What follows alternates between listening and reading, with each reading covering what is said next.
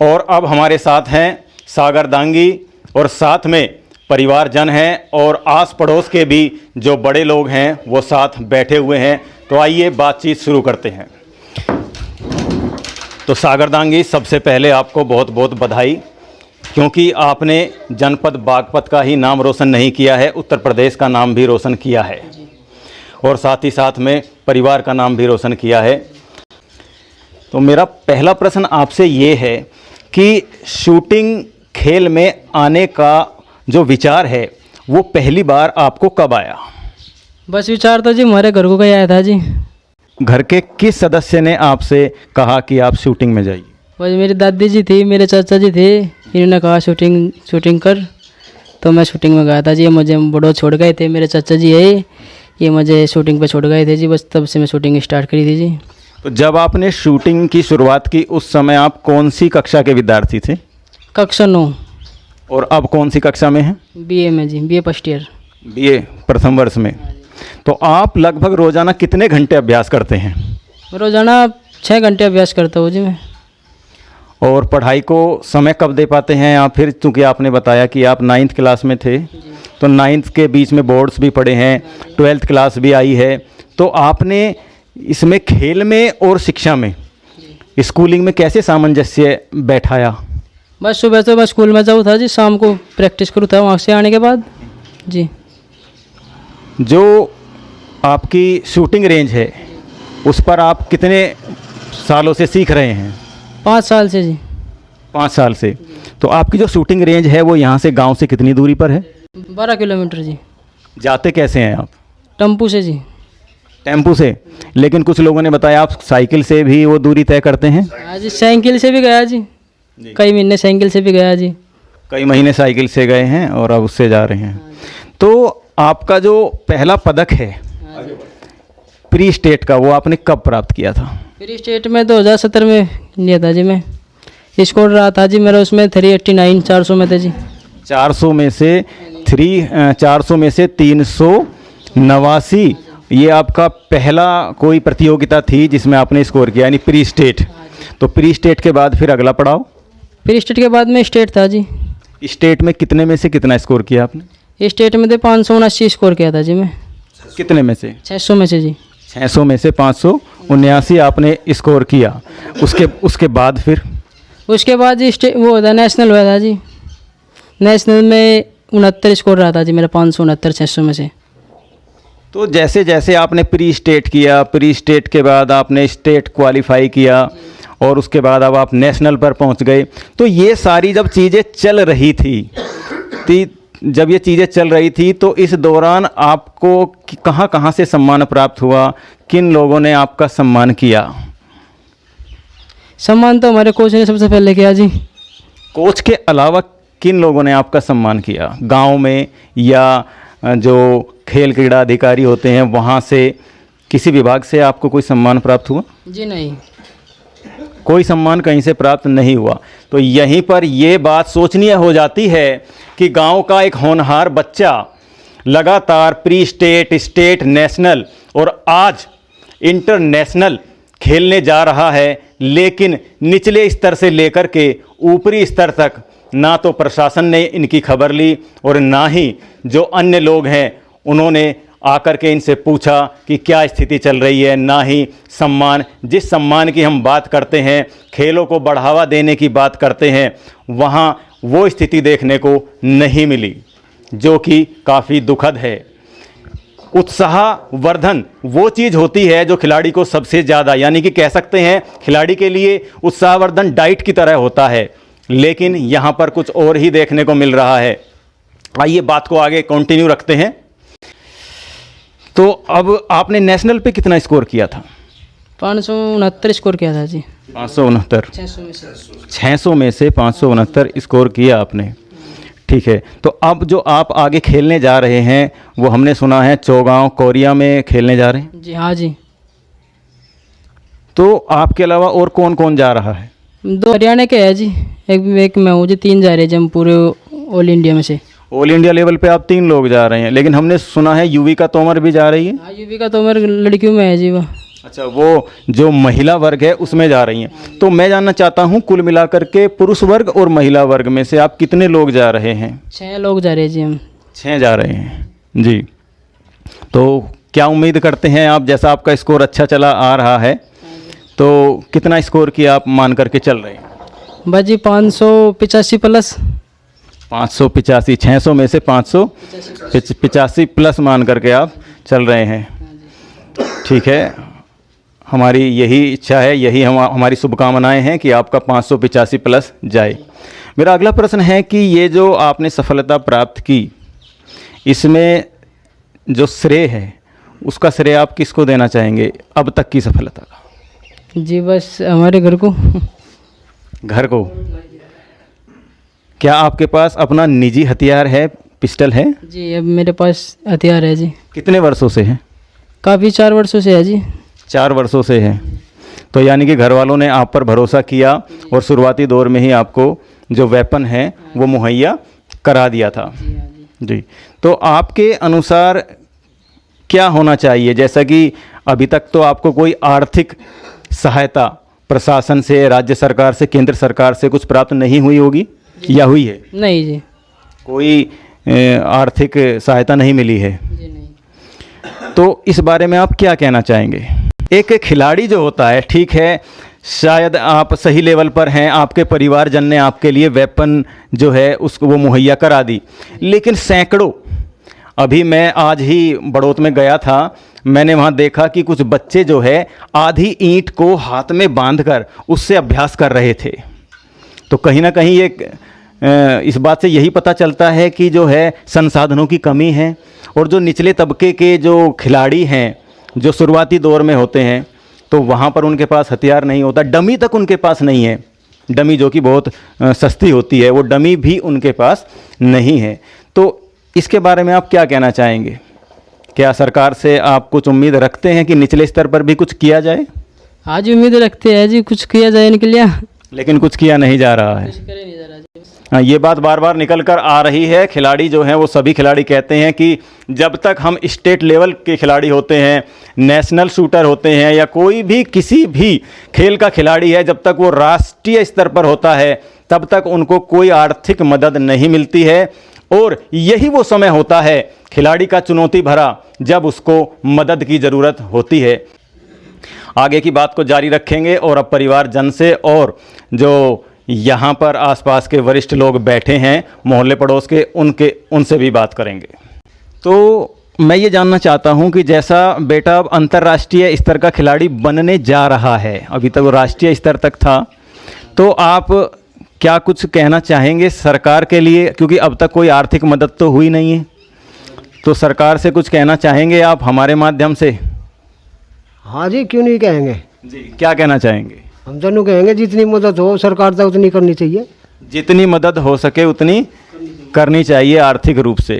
ठीक, तो इसके अलावा और क्या कहना चाहेंगे? जैसा कि बेटा अंतर्राष्ट्रीय खिलाड़ी बनने जा रहा है, और हाल फिलहाल में ये खबर अखबार में आई है कि जो खिलाड़ी अंतर्राष्ट्रीय पदक जीतकर लौटेंगे उनको सीधे अधिकारी बनाया जाएगा। तो ये कैसी पहल है सरकार की? बढ़िया पहल है जी, बहुत अच्छी बात है जी। हाँ जी, आपका परिचय? मैं सतवीर जी। आप बच्चे के चाचा। तो आप क्या कहना चाहेंगे? जैसा कि बच्चा अंतर्राष्ट्रीय प्रतिस्पर्धा में भाग लेने जा रहा है, आप क्या कहना चाहेंगे? बहुत बढ़िया बात है, जाना चाहिए, हम तो यही बात कहेंगे। हाँ, ठीक ठाक परमात्मा इसकी वाह लगा हुआ है, और वह ठीक अंतर्राष्ट्रीय पर ऊंचा पहुँचे, हम तो नुक हैं, बस यही कहना चाहूँगा, और क्या है। कुछ और लोग हमारे साथ जुड़े हैं, आइए उनसे बात करते हैं। जी, आपका परिचय? मैं सतपाल सिंह सागर का दादा लगता हूँ, पड़ोस में रहते हैं। और जी, हम बच्चे का बहुत ही ज़्यादा उत्साह बढ़ाते हैं कि हमारा लड़का पदक लेके आए और हमारे बागपत का, हमारी स्टेट का नाम रोशन करे। और हम सरकार से भी उम्मीद करते हैं कि सरकार ज़्यादा से ज़्यादा मदद हमारे बच्चे की करे, और अपनी शुभकामनाएं इसके साथ देते हैं, आशीर्वाद देते हैं इसको, ताकि ये पदक लेके ही आए, और हम इसका जोरदार स्वागत करेंगे। जी, मैं उम्मीद करता हूँ सागर दांगी जी पदक लेकर आएंगे और मैं भी उस मौके पर उपस्थित होऊंगा और पूरा उसको कवर करूंगा। हम भी उस समय का इंतजार करेंगे। जी खिलाओगे जी, आपको मिठाई खिलाओगे, आप आओगे आपको मिठाई खिलाओगे जी। आपका बड़ा धन्यवाद है जो मैं आपने डिटेल वो डील करा। जी नमस्कार जी, आप कुछ कहना चाहेंगे? बहुत अच्छा है जी, ये बाबा जी हैं सागर के। बहुत बढ़िया है, मतलब खानदान का नाम और जिले का वो कर दिया। हाँ देश का ही कर दिया, मतलब सबसे पहले खानदान का भी तो है, इंटरनेशनल बढ़िया हो गया तो देश का ही नाम हो। और अब बात करते हैं सागर दांगी के उन चाचा जी से जिन्होंने उनको शूटिंग में आने के लिए प्रेरित किया, क्योंकि बार बार सुनने में आ रहा है कि सागर दांगी की जो दादी जी हैं और जो चाचा जी हैं उनका कहीं ना कहीं इसमें बहुत बड़ा हाथ है, उन्होंने ही शुरुआत की थी। तो आइए बात करते हैं इनके चाचा जी से। आपकी प्रेरणा से बच्चा आज इस स्तर तक पहुंचा है, तो कहीं ना कहीं आप ही की प्रेरणा है, दादी जी की प्रेरणा है। सब उसकी है जी। नाम विजेंद्र सिंह है, रोडवेज में ड्राइवर था। इनकी प्रतियोगिता हुई थी दाह में, अच्छा रेस की। जी। घर की तो ऊपर को होकर वहाँ लेके गया था, वहाँ इनने नाम जीत लिया था। तो आपने अभी कहा घर वालों से ऊपर होकर, तो कहीं ना कहीं जो है घर में कुछ विरोध था कि? विरोध नहीं था, ये नो गए थे कि हम भेजते नहीं, यानी पढ़ाई में ज़्यादा फोकस कराना है। बात पढ़ाई की थी, जो सबसे पहले कि पढ़ाना है, खिलाना नहीं है। वहाँ यो दूसरे नंबर पर आ गया था जी। रेस में। जी। इसको 1500 कुछ रुपए मिले थे वहाँ पर। जी। फिर मगर नहीं से रेस कराएंगे। फिर हमारा ही नज़दीक की है जो विपिन दांगी रेंज कर रहा, उससे बात हुई। वो कहने लगा कहला नहीं राई बेच देंगे, वो ये पीछे कहना लड़के को लिया तू। मैं हमारे पापा जी इसे लेकर वहाँ चले गए। कहला राई नहीं बेचता, ही रखता हूँ। इतनी है भाई, इसका भाग चलता रहा। ऊपर लेगी दुआ थी, सब गांव गवांड की दुआ थी, और अपना हो गया काम। ये है जी। तो इस बात से तो कहीं ना कहीं यही निष्कर्ष निकलता है जी कि लगातार हम बच्चे को पढ़ाई की तरफ प्रेरित करते रहते हैं। तो पढ़ाई की तरफ प्रेरित करते हैं, लेकिन कहीं ना कहीं उसके अंदर एक शूटिंग निकल के आई है, लेकिन वो तब निकली है तब उसको घर से बाहर आप ले कर के गए हैं। तो इस बात से तो यही निष्कर्ष निकलता है कि कहीं ना कहीं हमें बच्चों को खेल में टेस्टिंग करनी चाहिए, उनकी समय मिलते ही अलग अलग गेम में उनकी टेस्टिंग थोड़ा करनी चाहिए। क्योंकि अभी मैं गांव गाधी में था, वहाँ पर एक खिलाड़ी का इंटरव्यू मैंने लिया, तो वो 2 वर्ष तक वो धाविका रही, रेसर। तो रेसर रहने के बाद में वो जब एक कंपटीशन में गई, तो वहाँ पर एक अच्छे प्रशिक्षक ने उनको बताया कि आप ऐसा कीजिए, आपकी जो बॉडी लाइन है वो बोल रही है हैमर थ्रो। तो कभी कभी ऐसा भी हो जाता है, एक खिलाड़ी किसी एक पर्टिकुलर गेम के लिए फिट नहीं होता। तो वहाँ पे बात निकल के आई, 2 साल बाद वो राष्ट्रीय स्तर तक पहुँच चुकी थी गुड़िया। तो उसने फिर वो वहाँ पर रुक गई, नेशनल लेवल पर जाकर के रुक गई। तो तभी एक प्रशिक्षक ने बताया कि आप ऐसा कीजिए, हैमर थ्रो कीजिए। और हैमर थ्रो में मैं आपको बता दूं कि वो अंतर्राष्ट्रीय, अगले माह अंतर्राष्ट्रीय प्रतियोगिता खेलने जा रही है। जी हाँ, और मात्र 2 वर्ष में। अच्छी बात है, मात्र 2 वर्ष में ऐसे बच्चे हो जाए तो घनी जी। अगर ऐसे बच्चे होते हैं तो घनी अच्छी बात है। लेकिन कहीं ना कहीं मैं कहना चाहूँगा कि परिवार का ही विशेष योगदान है इसमें, क्योंकि आपने इसको मौका दिया, आपने इस पर भरोसा जताया। महंगा हथियार होता है, इसका जो पिस्टल है वो कितने का आया था? वो 1 लाख रुपए का शुरू में आया था।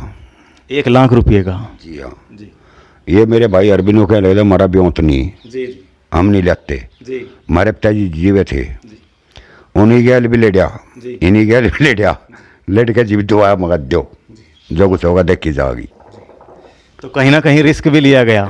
तो ये चीज़ होती हैं जो सफलता के लिए मायने रखती हैं। मैं कहना चाहूँगा निष्कर्ष रूप में कि इन्होंने बच्चे को शिक्षा के साथ साथ खेल में टेस्ट किया कि वो खेल में कैसा करेगा, और टेस्ट करने के बाद जब इन्होंने ये पाया कि ये बच्चा अच्छा कर सकता है, और बात आई आर्थिक पहलू की, तो आर्थिक पहलू पर इन्होंने फिर एक बार रिस्क लिया और 1 लाख रुपए का जो वेपन आता है शूटिंग के लिए, वो घर वालों की कुछ सहमति और असहमति को साथ रखते हुए वो बच्चे को दिलवाया, और आज परिणाम आपके सामने है कि सागर दांगी अंतर्राष्ट्रीय प्रतियोगिता चौगाम कोरिया में खेलने जा रहा है, जो अपने आप में बहुत बड़ी बात है।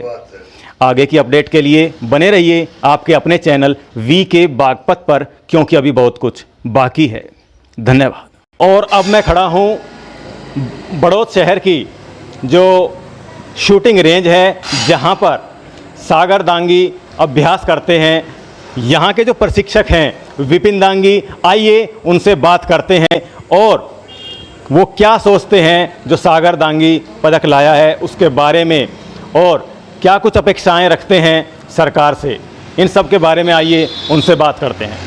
आपको बहुत बहुत बधाई कि जैसे कि आपकी जो शूटिंग रेंज है उसका एक बच्चा एक इंटरनेशनल कप में खेलने जा रहा है, इंटरनेशनल कंपटीशन में पार्टिसिपेट करने जा रहा है।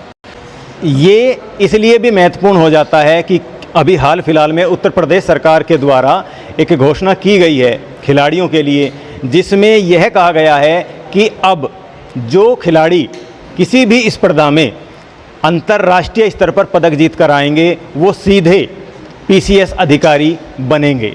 तो ये कहीं ना कहीं अपने आप में खिलाड़ियों का सम्मान है। तो इसको लेकर के आप क्या कहना चाहेंगे? और जो खिलाड़ी होता है उसका जीवन काफ़ी चुनौतियों से भरा हुआ होता है, तो इसके बारे में आप क्या कहना चाहेंगे? जी, आपका बहुत बहुत धन्यवाद आपने पूछने के लिए। एक तो सबसे पहले आभार है सरकार ने खिलाड़ियों के बारे में ऐसा सोचा कि उनको जब मेडल लेके आए और गजेटेड अफसर बनाए। लेकिन हमारा मानना ये है कि आप जो जिसका अधिकार है, जो वर्ल्ड चैम्पियनशिप खेल के आया, ओलंपिक खेल के आया और उसको जो आपने दिया वो उसका अधिकार है, वो तो उसको मिलना ही चाहिए। लेकिन उससे पहले जो बच्चे हमारे नेशनल में मेडल लेके आते हैं या फिर स्टेट के बाद वो नेशनल जाते हैं और नेशनल पार्टिसिपेट करते हैं, वो पीरियड सबसे ज़्यादा स्ट्रगल का होता है। वहाँ संघर्ष ज़्यादा करता है बच्चा, लेकिन उसको भी वहाँ भी कुछ ना कुछ ज़रूर सरकार की तरफ से मिलना चाहिए, या तो आर्थिक सहायता, और अगर जो बच्चे नौकरी के लायक बन चुके हैं उनको आप पीसीएस ना बना के मतलब किसी भी विभाग में आप कोई भी नौकरी दें, जिससे कि वो अपना, क्योंकि हमारे बच्चे पीछे हटते इसलिए हैं क्योंकि आर्थिक वजह से हमारे यहाँ के बच्चे इतने आर्थिक मजबूत नहीं होते अगर कि वो उसको इंटरनेशनल लेवल पर ले जाएं। सभी जो है इसीलिए उनको मिलना चाहिए। तो सर, सागर के बारे में क्या कहना चाहेंगे? जो सागर है वो आपके यहाँ का एक प्रतिभाशाली खिलाड़ी है, उसने अपनी प्रतिभा सिद्ध कर दी है, उसके बारे में आप क्या कहना चाहेंगे? सागर ने वही साबित करके दिखाया कि प्रतिभा जो होती है वो सुविधाओं की मोहताज नहीं होती हैं। उसको सिर्फ एक प्लेटफार्म मिल जाए, एक रास्ता दिखाई दे और वो उस पर निकल जाता है आगे। सागर ने इसको बिल्कुल साबित किया है। सागर अपने गांव से, यहाँ से करीब 11 किलोमीटर पड़ता है उसका गांव, साइकिल से आता है और साइकिल से आने के बाद फिर अपनी नॉर्मल वार्म अप के बाद फिर अपना पूरा 6-7 घंटे की प्रैक्टिस और उसके बाद गांव में वापस, और उसी बीच में कभी कभी खेत का भी काम होता है, वो भी करना पड़ता है। ये सारे काम करने के बावजूद उसने अपने खेल को बड़ी महत्ता दी और प्रैक्टिस करता रहा और जिसका आज उसको फल मिला।